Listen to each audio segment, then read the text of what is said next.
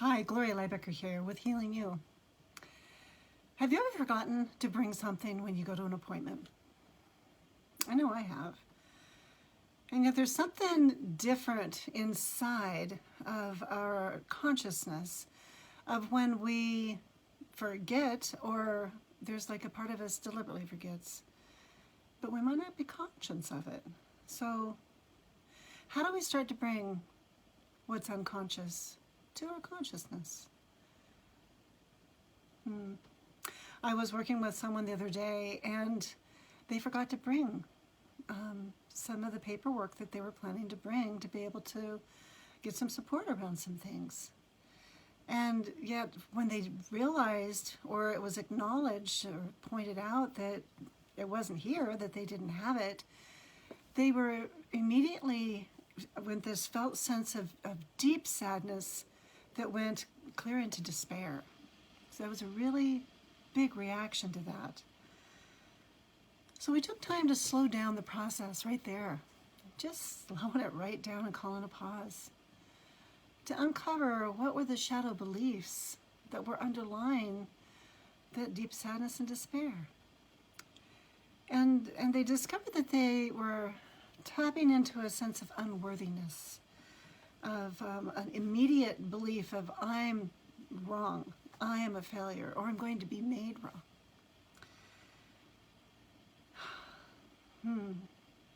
So I don't want to be in a hurry when this kind of a shadow begins to emerge and make itself known. I want to catch the rhythm of the person I'm accompanying. So we slowed way down and went into the heart space. Our heart space, the electromagnetic field there really supports us to be in communion with the cells of our body, where our implicit memories that are unconscious reside and can make them accessible to us. And as this person just slowed down to be with their inner experience, they didn't have an actual memory that popped for them. What they did have was a felt sense that this is the way it had always been in their life.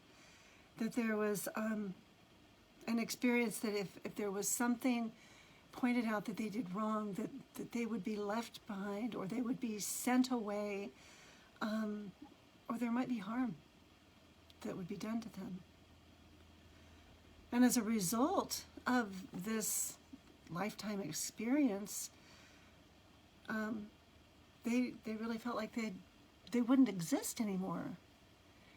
If they did something wrong, or if they were made wrong, that they would be banished. And there was like a really little voice that was just like, oh, I may as well just go hide under a rock and die, because that would be just too hard. So slowing down to acknowledge the need right there that wasn't met.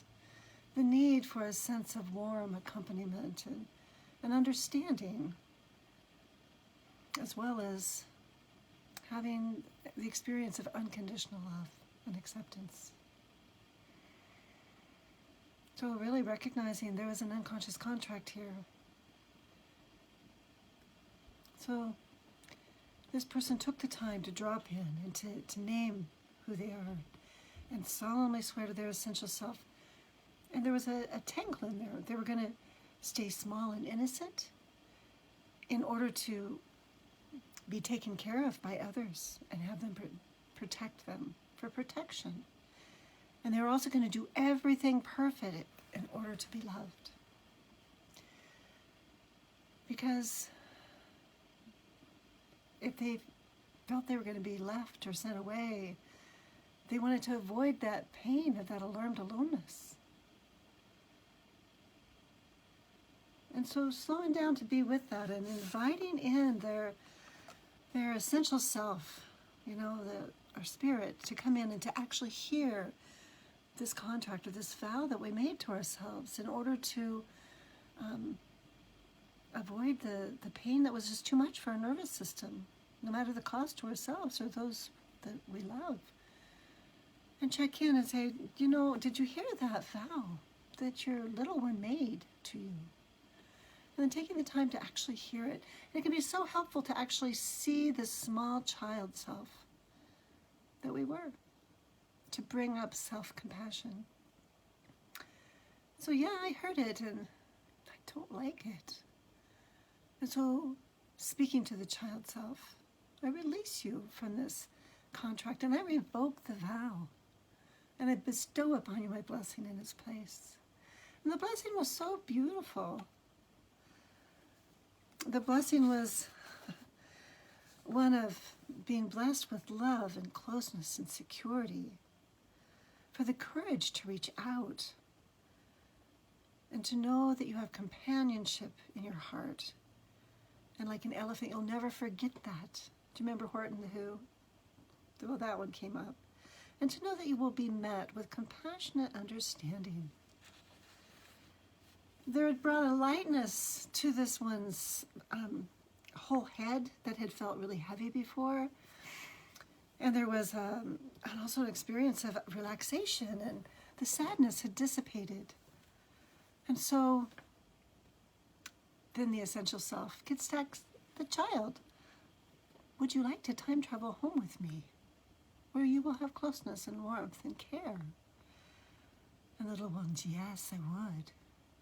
So then our little one gets to be as creative as they want in order to imagine what it would be like. How would they like to time travel?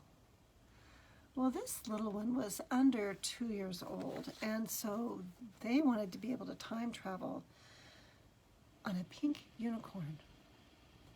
So their essential self called in that pink unicorn, and they hopped on and flew to a green pasture that had pink flowers in it.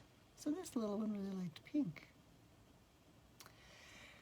And then there's another place that's really powerful to really strengthen those neural fibers, is to just come up above our timeline and travel across it from that young age clear up to present time. What would be different? And so this one was like, well, as I grow up and I go to school, I feel curious and interested in what I will learn. And I make lots of friends and we're really close. And when I go to high school, sometimes I don't get 100%, and that is okay. I will learn more the next time, and I will share what I learned with my friends. In college, I have a big heart, and my friends say I'm like an elephant because I am so compassionate with my understanding. And I become a teacher of special needs students because I have compassion for them. And the new message they received through this experience is, I am confident and loving. Oh, so if they then slow down and they come back to that moment when they showed up and that they hadn't brought some things with them, to slow down and acknowledge what are the needs that were alive for them in that moment. And again, it was that sense of innate worthiness and also really needing confidence.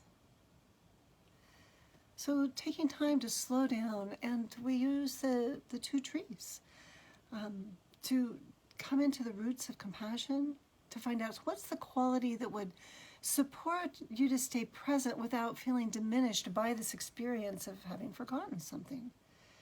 And it was empowerment with love and compassion. And so they go back and they time travel just to before they arrived here, to the time where they came and they had not brought their paperwork. And they wrote this, I stand up and I twirl to be empowered with love and compassion. And I stay engaged. And I reply, you are right. I didn't think it was necessary. Do you have a copy of the paperwork so we can unpack this part? Oh, so there was such a huge sense of relief and astonishment that underneath this initial experience, where they just felt this sadness and despair, that there was a very little nonverbal part of them that was waiting to be found, that was waiting to be received with resonance and compassionate understanding, so they could time travel home and bring their gifts with them. So it's really nice to follow up a process like this with taking some authentic action, which really then empowers us going forward in the next day or two. So this person is going to reach out to another person to make a repair with them when they had responded in anger and walked away.